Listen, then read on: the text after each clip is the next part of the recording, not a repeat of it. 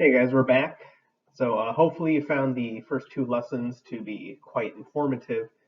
Today we're going to begin the first of two lessons where we're going to address the remaining branch of our government, the federal courts, kind of building towards the Supreme Court.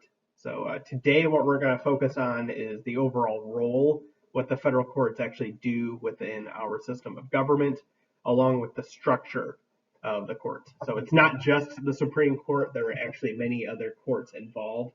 So we're going to go over those two basic things. So buckle up. So here is the Supreme Court building located in Washington, D.C., right across from the Capitol.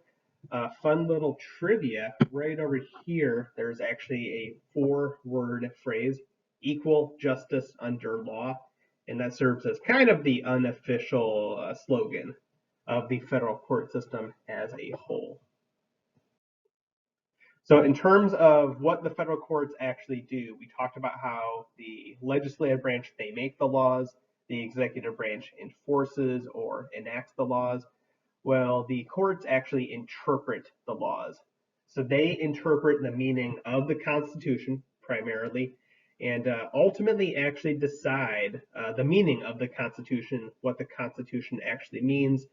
They have a number of other roles. They sometimes will settle disagreements between states, but ultimately they are kind of the arbiter of what the laws actually mean. And the biggest thing that they do is to interpret the meaning of the Constitution. Now, this is a big deal. You have actually already been exposed to this court case. There have been thousands and thousands and thousands of Supreme Court decisions, but this is possibly the most important. This is Marbury versus Madison, which you learned about in 8th grade during civics and economics, and also in U.S. history. But Marbury versus Madison is when the Supreme Court actually grants themselves the power of judicial review. So what is judicial review? Judicial review is the most important power or function of the courts. It is the courts, and especially the Supreme Court's ability to decide what the Constitution actually means.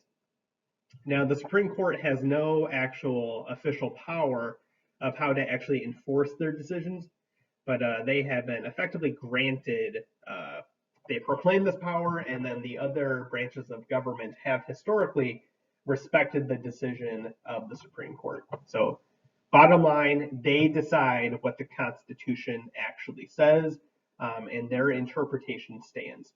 So judicial review is when the Supreme Court rules and actually says that something that happened is in fact in violation of the Constitution and is unconstitutional. So let's go over an example of what that may actually look like in action. So I just made up this example. This did not actually happen, but here is one way that the Supreme Court will use their power of judicial review. Let's say, just theoretically, that the people in New Mexico found lawn signs to be obnoxious. So my picture's kind of blocking it. Over here, we see political lawn signs. Well, let's say that New Mexico, the state government, passed a law outlawing lawn signs and saying you can no longer have any lawn sign for any sort of political candidate. They just find them obnoxious or, whatever their reasons were. Well, right here I have the First Amendment, which is, of course, in the Constitution. And the First Amendment says that we have the freedom of speech. So you have this issue. Let's say that New Mexico passed this law. Well, it would appear as though my right to speak by having a lawn sign in this case is being violated by this law. So what would happen is I would actually sue the state, or maybe I would be arrested, and ultimately I would take it to court. And eventually a federal court, in this case, or state courts, but eventually the Supreme Court would probably weigh in, and they would have to decide whether or not this law was in violation of the First Amendment. And in this case, they likely would say that yes, this law is breaking my First Amendment right, and therefore the Supreme Court would use their power of judicial review, and they would strike down that law. They would say that law is unconstitutional, therefore it is not in effect and you should not obey it. And 99% of the time, when the Supreme Court does that, their word stands, and then this law would not be in effect. So that's effectively what happens. A law is passed or the government takes some sort of action, somebody can sue, and then the Supreme Court will decide whether or not that law is constitutional. Now, let's say that the Supreme Court said, actually, Mr. Claver, this law is constitutional. They would actually uphold it and say, yep, New Mexico can pass that law. It is fair game. Bottom line, though, we look to the federal courts as kind of like the referee in the system.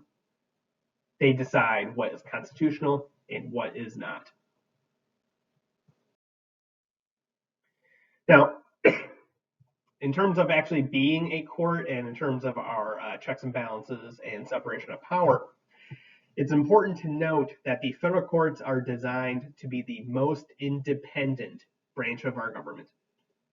So in terms of how do you become a federal judge, you are nominated by the president. So this is arguably the most important thing that the president does. Once you are on a federal court, you can serve for life. Now, you can retire. It's not a life sentence, so you don't have to stay on there for life. But you cannot be removed unless you are impeached. And federal judges are only impeached for bad behavior, effectively. So really, as long as you don't do anything illegal. So don't take bribes, and as long as you are of well and sound mind. There was a case in the early 1800s where a federal judge was impeached because he was actually starting to go mentally insane. So as long as you are on good behavior, you are on the courts for life. You are nominated by the president and then confirmed by the Senate, and then you're there. They cannot remove you as long as you don't do anything illegal. And the reason we do it this way is we expect our courts to be completely independent from public pressure. So if you look at, the Congress, if you're a congressman, you may sometimes make a decision that you don't want to make or you don't think is right because you want to get reelected. If you are an elected official, you are going to bend your opinion or to bend your action to accommodate the public will because you want to get reelected. And the thought is that the courts should not work that way. Whether or not something is constitutional or not, or whether or not a person who is accused of a crime is given a fair trial, that should not be up to public opinion. That really should be a cut and dry, matter of fact decision. And so the reason we have it this way is we never want our judges to be bending to political will or to be bending to political pressure. So the federal courts are designed to be removed from public opinion in a way that, the House is not, the Senate is not, and even the president is not. Presidents do things that are popular because they want to get reelected. The courts are not designed to be affected by public opinion. Last thing I'll kind of point out, these two, you're probably already familiar with these two types of cases, but the courts are, in fact, when you take government, I would normally say the courts are passive and reactive, meaning if you're the Chief Justice of the Supreme Court, you can't walk around and just proclaim what is constitutional or what is not. You need to wait for the cases to come to you. So the only way that they actually get to weigh in is through the courts, and if somebody sues or if there's a challenge to a law.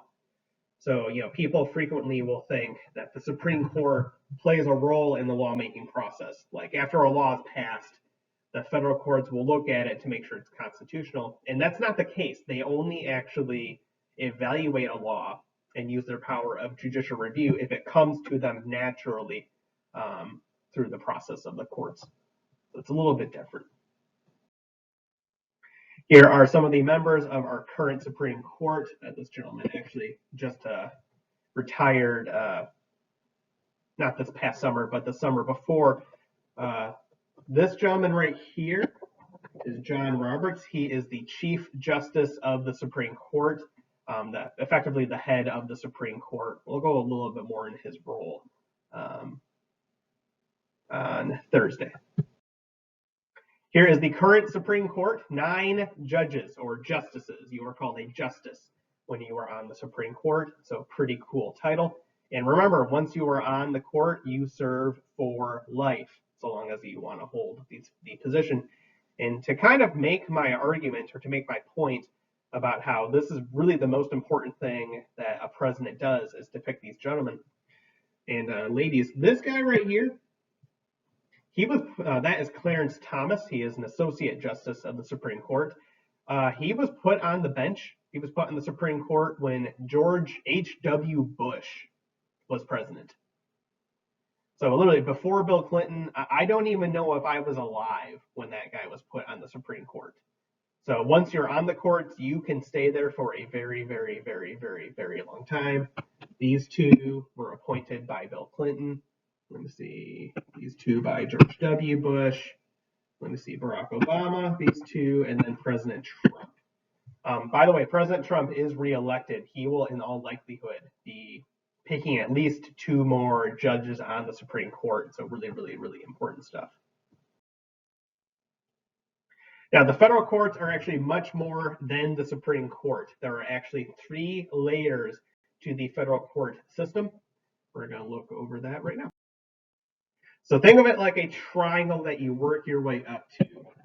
So actually, let's switch point. Supreme Court's at the very top, then you have courts of appeals, and then the district courts are the most basic level. That is where your trial is going to take place. So your district courts, there are 94 located throughout the country. I'll show you a map, another map in a second. And this is where, so to back up, you actually have federal courts and state courts. We'll go more into the state courts later on. But this is where you will go if you are charged with a federal crime. So something like terrorism or an interstate crime or anything. If you destroy my mailbox, that would be a federal crime. If you commit a federal crime, you go to the federal courts. Now, the district court, that is where you actually get your trial. So if you ever watch a courtroom movie, that's where you get all of the trappings. You get a jury. They go through the actual calling of witnesses, looking at evidence. And so this is where you do the trial, and the jury will eventually find you either guilty or not guilty, or they will have a hung jury, and you will not have a verdict. So this is where most of the action actually happens, though. So this is where you get your trial. This is where most of the work actually takes place. The 94 district court. Here's what a district court looks like. This is one picture from a federal district court. You have the judge over here. You have the jury over here. It can vary, but usually prosecution, defense. This is where you actually get your trial. Here's a map of all of the courts in the entire country. You look at the little, I believe it is yellow dots over here. Those are where the district courts are located. You get your trial in the jurisdiction that the crime or the alleged crime took place. So if you commit a crime in this region of Texas, you will go and the federal court will be located in Dallas. If you commit a crime in western Wisconsin, over here, you will be tried in western Wisconsin. It has nothing to do with where you are from. It is where the alleged crime takes place. Now you're also noticing the colors on this map. So you have the district courts where you actually get your trial. Well, you then have another layer to the court system. By the way, here's California. Bigger states, just like we saw with congressmen, actually have more district courts. Is Virginia.